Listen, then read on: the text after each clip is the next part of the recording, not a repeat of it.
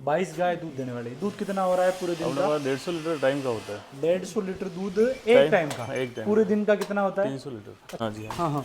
ये बच्ची मेरे पास यही है, लगभग 13 महीने में क्रॉस करो इसको। अच्छा, मात्र 13 महीने में।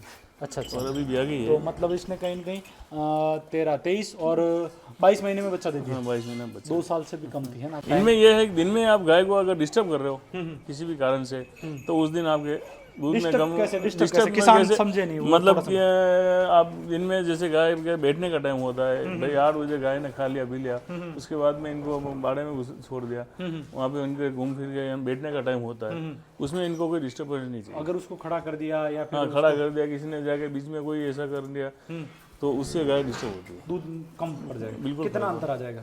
इसमें लीटर 1.5 लीटर का आराम से फर्क होगा। आराम से। भाई देख सकते हो, ये अंदर की बात है जो भाई साहब ने बताई कि भाई अगर गाय को उसका रेस्ट पीरियड है उसमें अगर डिस्टर्ब करोगे तो कहीं न कहीं उसका दूध कम हो जाएगा। अच्छा, अपने यहाँ पे बछड़ियाँ 12-13 महीने में क्रॉस हो जाती है आराम से। अभी ये करो, ये मैंने 12 महीने में क्रॉस है। कौन सी? अच्छा अच्छा।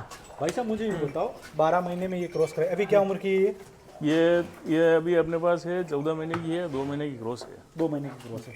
भाई साहब ऐसा क्या खान पान में ध्यान रखते हो जिससे अपनी बच्चियाँ हैं वो कम समय में तैयार हो जाती है? बच्ची में कुछ नहीं है, आप 2 महीने बच्ची को आप 2 लीटर जैसे 2 थन माँ का पिला दो आप। 2 महीने, मात्र 2 महीने। 2 महीने, मात्र 2 महीने पिला दो 2 थन। और फिर और उसमें इसका डिवर्मिंग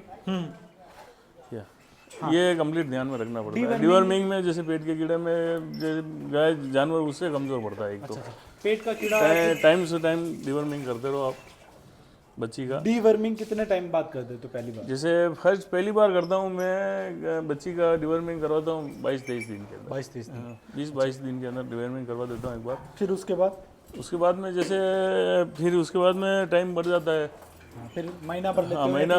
महीना तो महीना जैसे 30-35 दिन के अंदर।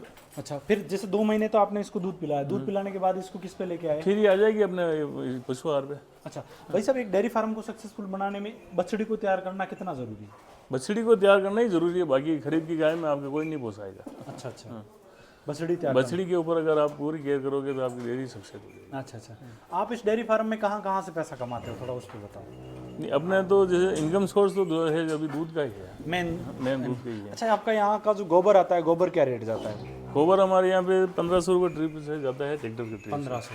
अच्छा, 1500 रुपये। जबकि दूसरी साइड देखते हैं कि भाई जो दूर दराज के इलाके हैं, ग्रामीण इलाके, वहाँ तो 2000-3000 रुपये रोज वो जाता है। उसका कारण ये है, हमारे गाँव में क्या है 500-700 जानवर है। अच्छा अच्छा। करीब ये हमारे पूरा गुजरों का गाँव है, उसमें सब यही काम करते हैं। अच्छा, दूध के काम दूध के काम करते हैं। आपके गांव में से दूध का प्रोडक्शन कितना होता है? अगर हमारे क्या है कि भादवी छठ के दिन हमारे गांव में दूध का एवरेज निकलता है। महीने साल में भादवी छठ आता है, साल में भादवी छठ के दिन हमारा सारा जो दूध होता है एक ही जगह इकट्ठा होता है। उस दिन किसकी पूजा करते हो आप? अपने देवनारायण भगवान। देवनारायण, मतलब आप गुजर हो तो देवनारायण जी की पूजा करते हो उस दिन? भगवान का जो जन्मदिन है उस दिन वो सारा दूध हमारे एक जगह एकत्रित होता है। तो उस दिन सारा दूध इकट्ठा हो जाएगा, तो उस दिन हमारा सारा एवरेज निकल जाएगा। जैसे इस बार हुआ था हमारे 35 से 38 कुंटल के बीच में। 38 कुंटल है? ओहो, बहुत शानदार भाई। पूरे गांव में मतलब तकरीबन 100-110 घर है। गाय कितनी होगी? 700 से 800 गाय होगी। 700 से 800 गाय, बहुत ही शानदार। ये तो हमारे गया गांव में जो ये लंबी आई है, उसके बाद में काफ़ी फर्क पड़ा। बाकी 55 कुंटल तक एवरेज बैठा हुआ है। अच्छा अच्छा।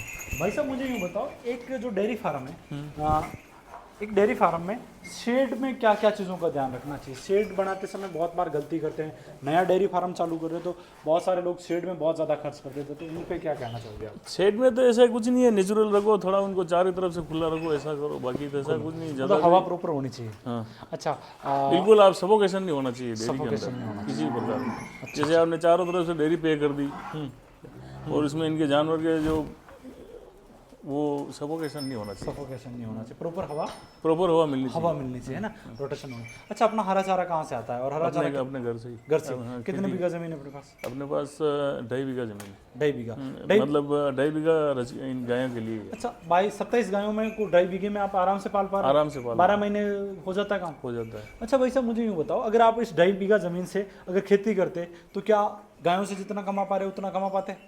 देखो इतना जैसे मैंने कभी खेती के ऊपर ट्राई की नहीं है वैसे किसी कोई ऐसे बोने के ऊपर। मैंने जो मेरी जमीन है वो जो मेरे को मेरे बाबूजी ने जब से हुई है जब से अपन यही कर रहे हैं, गाय भी चला मतलब आपका काम अच्छे से सही हाँ तरीके से जो अच्छे से चल रहा है, भगवान दे रहा है। चलो अच्छा, मुझे यूँ बताओ डेयरी फार्म फेल होने के क्या कारण है, थोड़े मोटे मोटे कारण बता दीजिए ताकि जो नया फार्मर है वो ऐसी गलती ना करे। नए फार्मर तो ये है कि जैसे कि आप जैसे एक तो क्या है कि बिल्कुल आजकल क्या है कि वो गिर का ज़्यादा चल रहा है, आप बिल्कुल गिर पे आ गए तो गिर पे आ गए 100% अगर गिर पे आ गए आप तो उस पर तो देखो आज जो मार्केट के हिसाब से पहुँचाना बहुत मुश्किल हो गया है। मतलब फार्म फेल होगा अगर प्योर गिर पे जाओगे। हाँ प्योर गिर। कारण क्या है?